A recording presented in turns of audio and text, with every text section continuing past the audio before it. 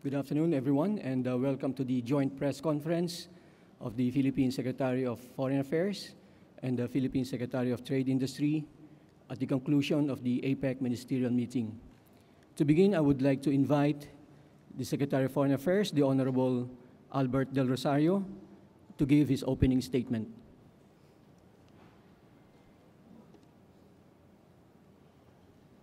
Ladies and gentlemen of the press, good afternoon.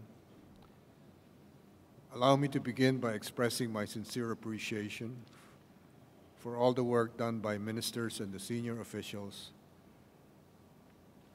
as well as our humble thanks for your interest.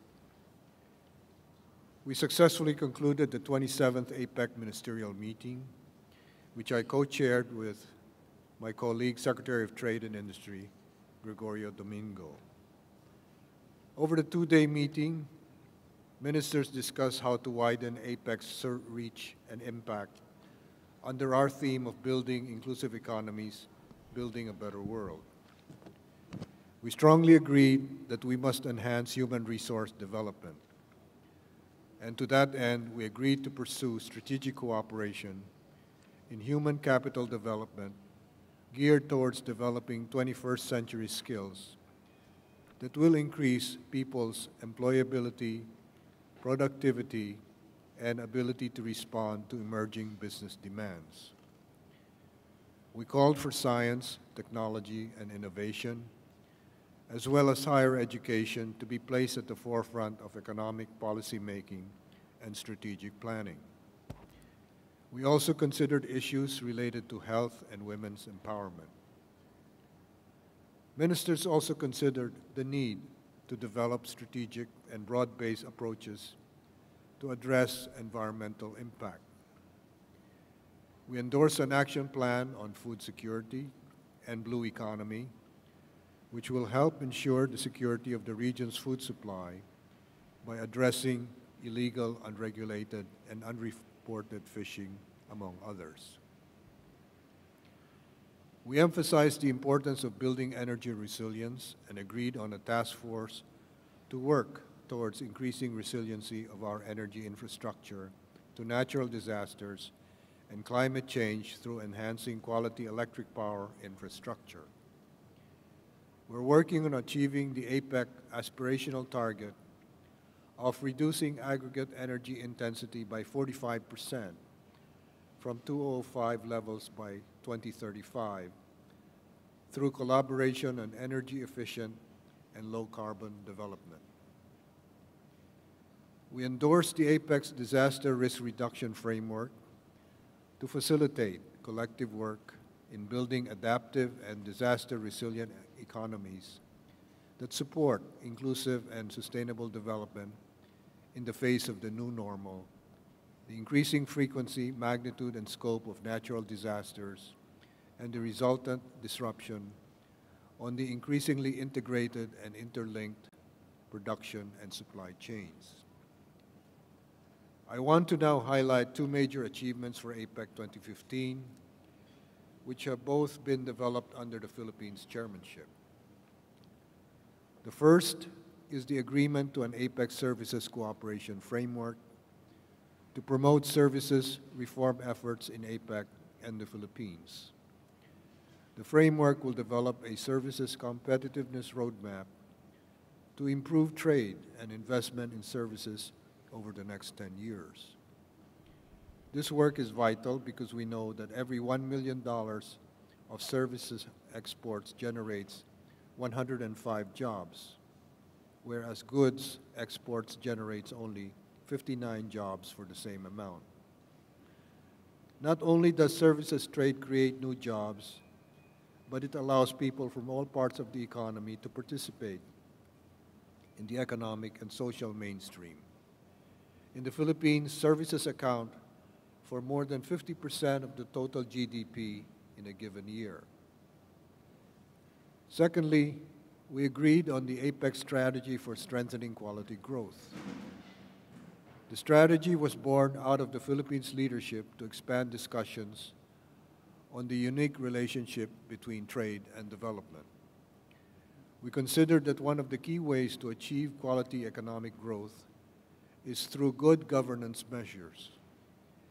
The strategy focuses on institution building through governance, social cohesion, and environmental impact of economic activities as key accountability areas for each economy. It underscores how quality growth is not just about the economic well-being of every individual and of every economy, but also about how growth can be sustained over the medium to long term through a whole-of-economy approach. The strategy will enable APEC's development agenda to come to full fruition. Before I hand over to Secretary Greg Domingo, let me again express my gratitude to the APEC ministers for supporting the Philippine chairman of APEC 2015, and my thanks to you. Thank you very much, Secretary Del Rosario. At this point, I would like to invite the Secretary of Trade and Industry, the Honorable Gregory Domingo, to deliver his opening statement. Thank you.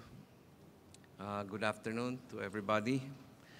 So as Secretary Del Rosario mentioned, we did have a very successful meeting today and yesterday. And APEC 2015 adopted the theme of building inclusive economies, building a better world. This theme stems from the idea that APEC's pursuit of free and open trade and investment in the Asia-Pacific region should empower and provide tangible benefits to both developed and developing economies and to a wide cross-section of people, especially those in the vulnerable sector. Today, we cannot simply depend on the growth as usual paradigm. We need to pay attention to the quality of the economic growth that goes beyond simply identifying and addressing trade barriers. We need to focus on a wider landscape of economic, social, and environmental contexts. Achieving reform and improving the quality of growth will certainly generate synergies which will lead to strong and sustained economic growth. So one of the main accomplishments of the ministers' meetings throughout the year was really to elevate this concept of quality growth. What does quality growth mean? It means that it's growth that is sustainable, it's growth that's environmentally friendly, it's growth that is resilient, it's growth that puts particular emphasis on providing economic growth to the rural areas. It provides opportunities for the youth. It provides equal opportunity for women. It opens doors for micro and small enterprises in particular to be able to participate in the global trade. It is growth that is based on innovation. So all of this, I think, in the discussions that we've seen,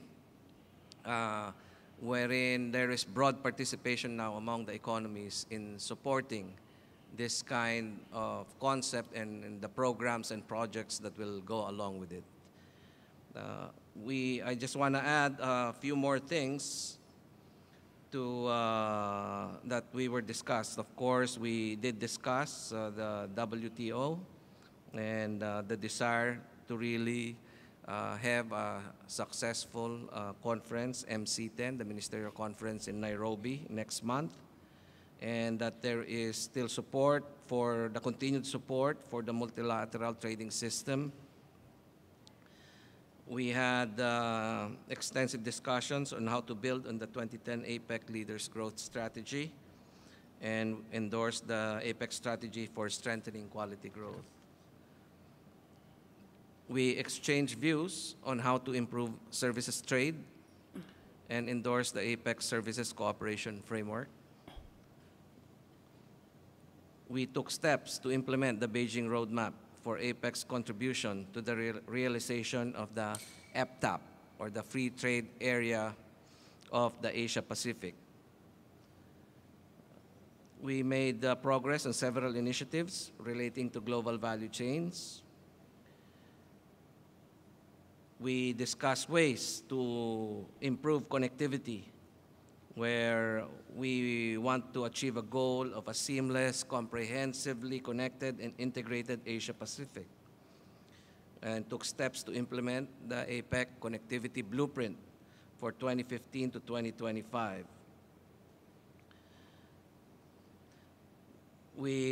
On work relating to the environment, we made progress to fulfill leaders' commitment to reduce applied tariffs on the Apec's environmental goods list. And to support the ASCF and further APEC services-related work, we launched the APEC Virtual Knowledge Center on Services and updated the Services Trade Access Requirements database.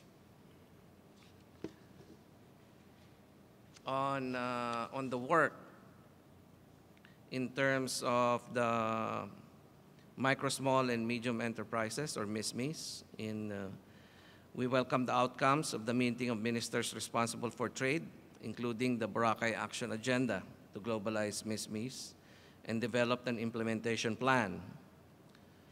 We also welcomed the outcomes of the Small and Medium-Sized Enterprises Ministerial Meeting, including the APEC Iloilo Initiative, which is growing global SMEs for inclusive development.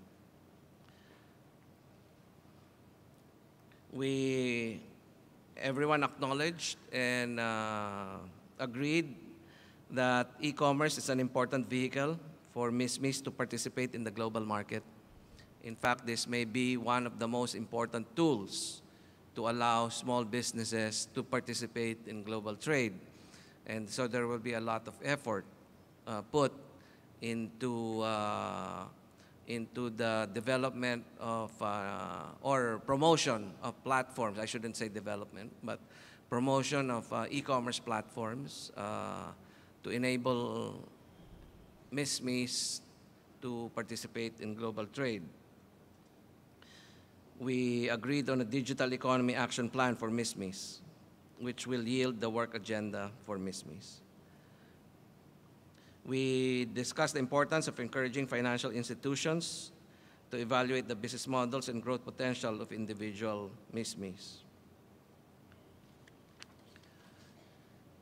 There are many more, but I will stop there. Thank you very much. Thank you very much, Secretary Domingo. The floor is now open for questions.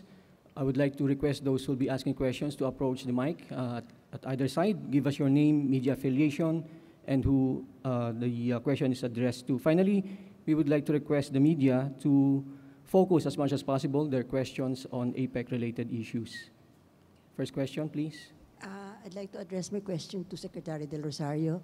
I'm Ellen Tordesillas. I'm with Vera Files and Malaya Business Insight. Yeah, in your discussion of the blue economy, was the conflicting claims over the South China Sea, especially the fact that some of our fishermen cannot go into some areas, was that discussed?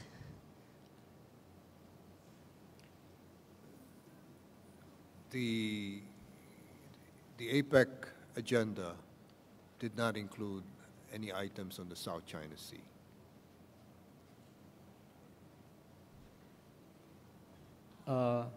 Could you elaborate more on the blue economy and the discussions of the blue economy? I'm sorry. The question, as I understood it, I couldn't hear you very well, Ellen. The question was there a discussion on the South China Sea? Yes, sir, because I was thinking, if you're discussing blue economy, was the problem about our fishermen being prevented to... No, the answer is no. There was no discussion.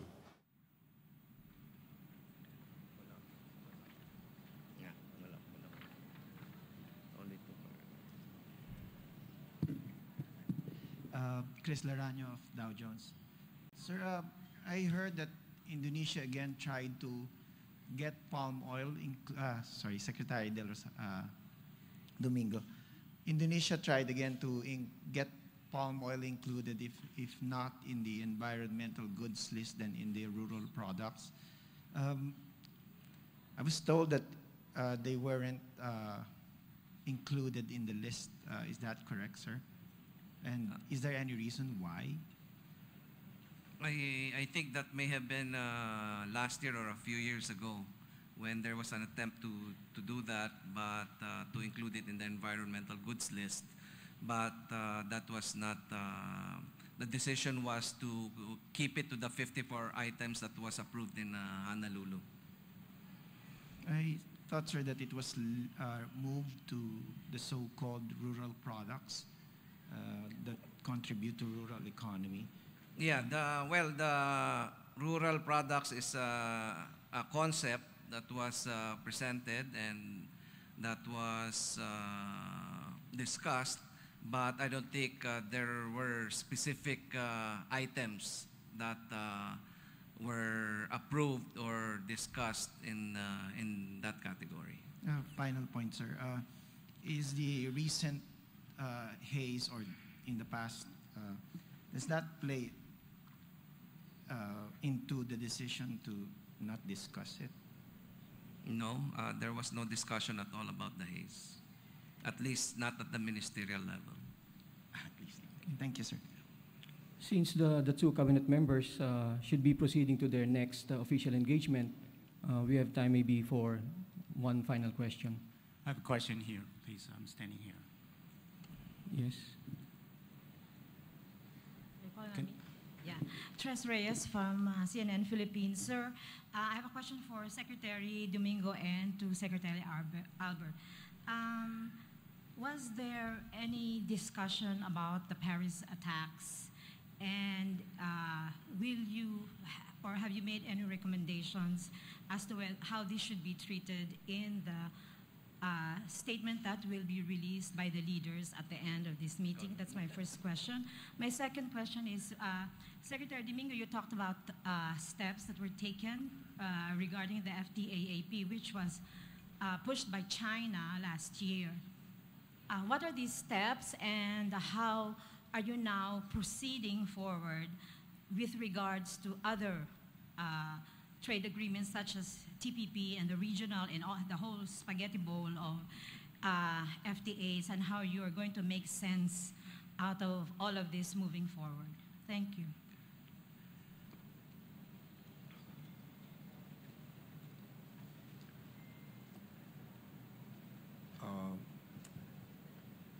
There was a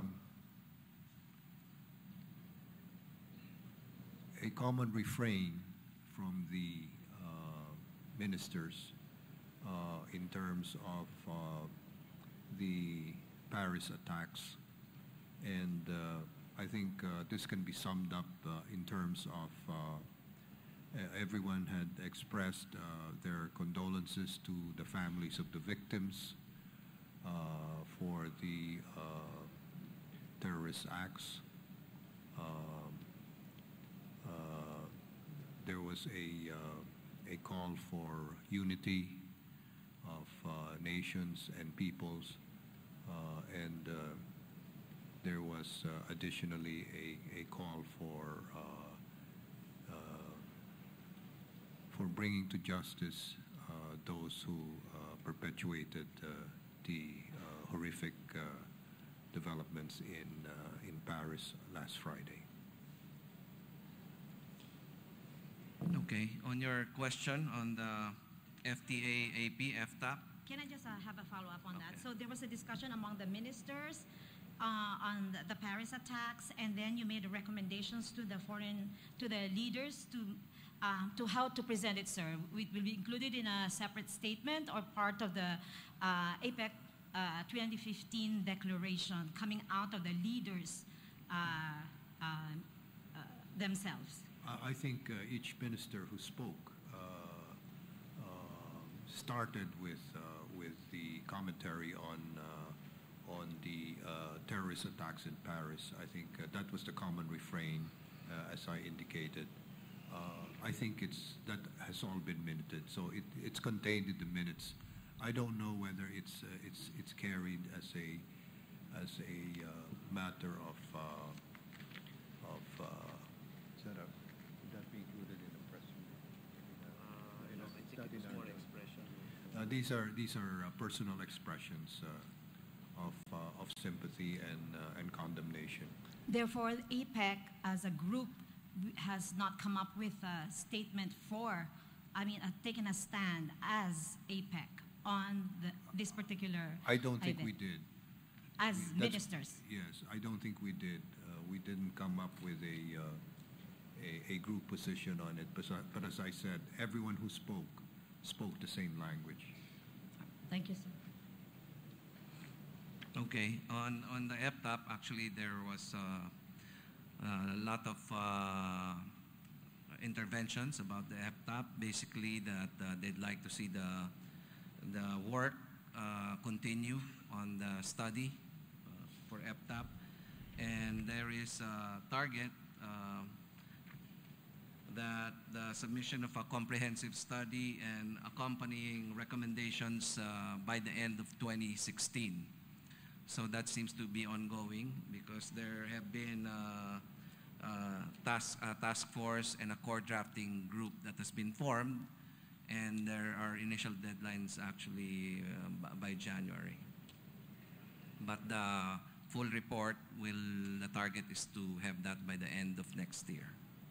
On your other question as to how FTAP relates to TPP, RTAs, regional trade agreements, etc. There were also some discussions on that by the ministers, and there were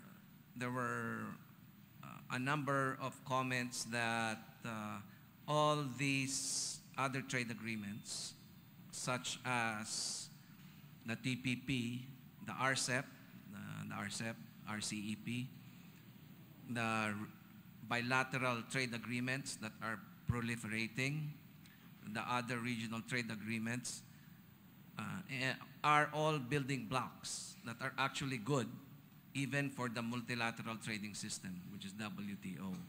Because by having more of this regional or bilateral, plurilateral type of agreements, we actually advance the position of the free trade regimes, which makes it easier to conclude at a bigger group such as the FTAP and eventually the WTO.